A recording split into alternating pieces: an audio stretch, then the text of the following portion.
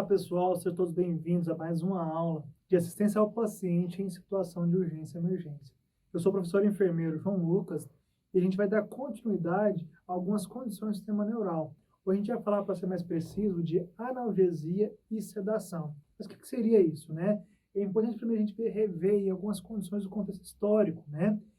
Desde os primórdios, o homem ele vem procurando compreender ou entender as causas da dor e como a gente consegue se livrar dessa dor, né? Ninguém quer sentir dor.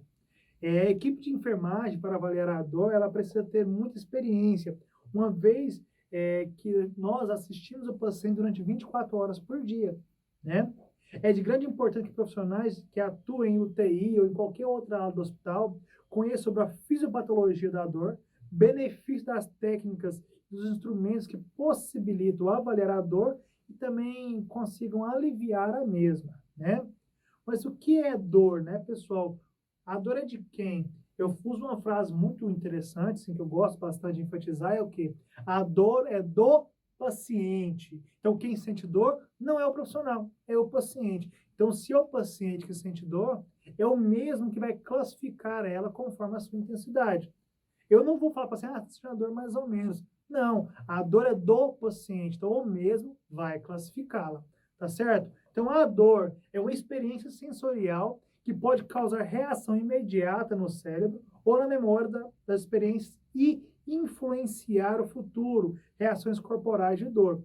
Ou seja, ela vai proporcionar ou estimular o corpo conforme a sua reação. Se é uma dor abdominal, o paciente tende a curvar em função da dor, eu vou comprimir o meu abdômen. Se é uma dor, uma cefaleia, uma dor de cabeça intensa, o paciente tende a levar a mão na região, ele tende a questionar, ele tende a reclamar da dor naquele local, né? A dor ela é estimulada, né, por nociceptores, ou os receptores de dor, que são terminações nervosas livres, ou seja, eles agem de formas involuntárias, então por isso que a dor é do paciente, ele não tem poder de controlar essa dor, né? Ele vai estar distribuído por todas as camadas cutâneas e da pele e também dos tecidos, né? E assim, não tem como nós conseguirmos fazer o controle por meio de medicações. Os receptores da dor informam o sistema nervoso central por meio de um estímulo lesivo, ou seja, ele vai dizer para o cérebro que tem alguma lesão acontecendo, mesmo que seja só uma dor, não seja uma dor física, uma dor sensorial, por exemplo, né? Várias coisas podem gerar dor, né?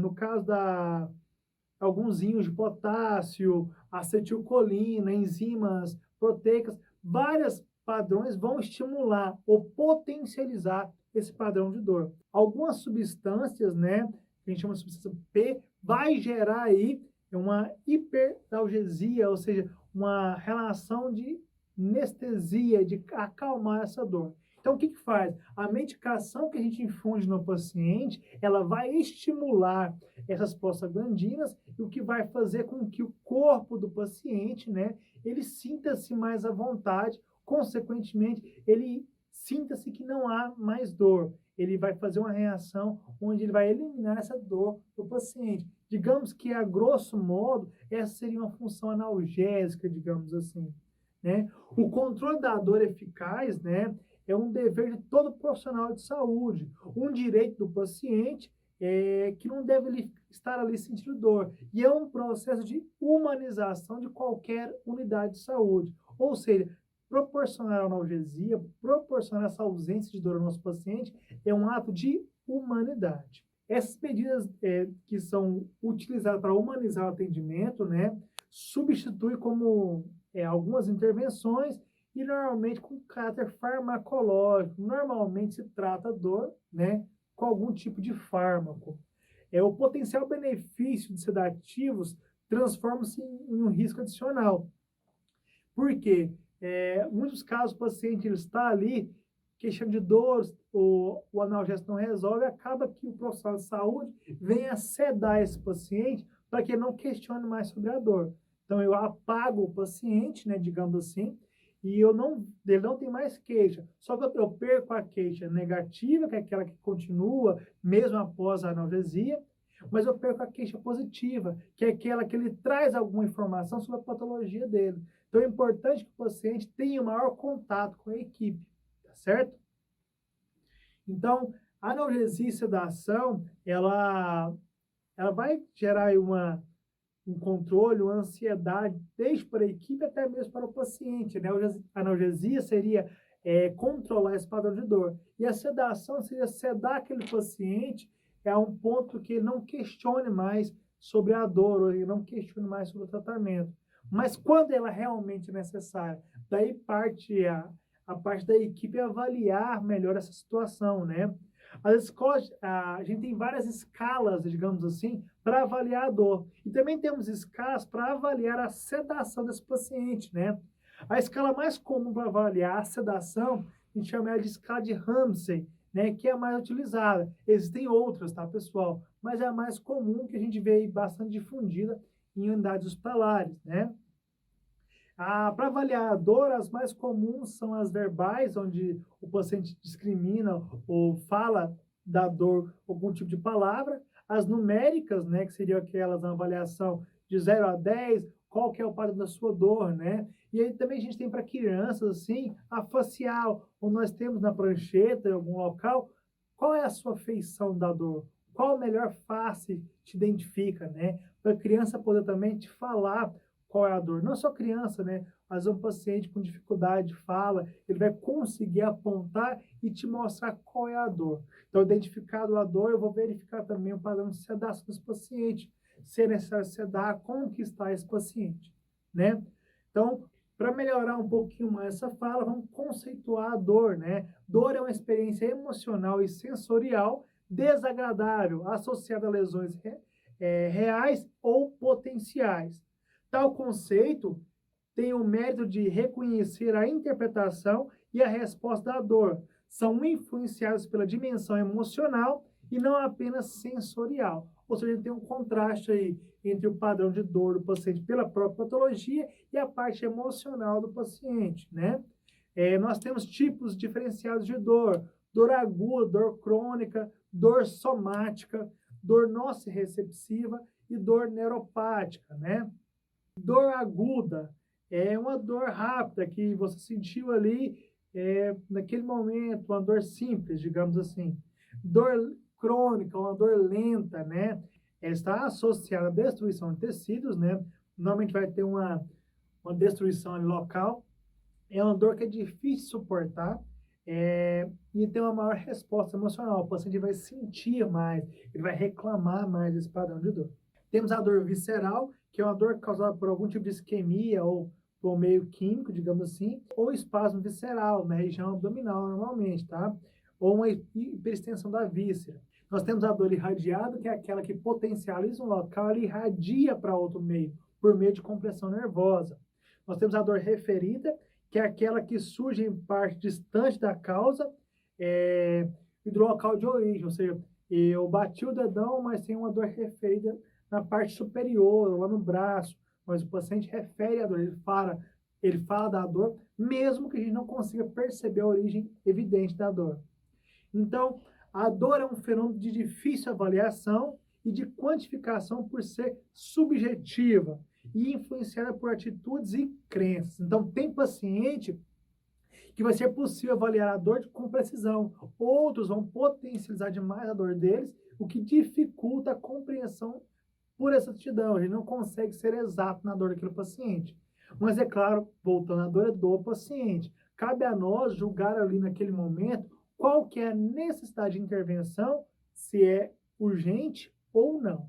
A gente tem que monitorizar essa dor conforme a sua intensidade, o caráter da dor, de onde que ela vem, a região, qual é o órgão que ela atinge, a duração, a permanência, né? E a etiologia dessa dor. Então, o paciente pode até dar uma nota 10 para a dor de cabeça dele, mas juntamente com a classificação que ele deu para aquela dor, nós temos exames, nós temos uma avaliação que a gente fez do paciente, né, que nós fizemos do paciente.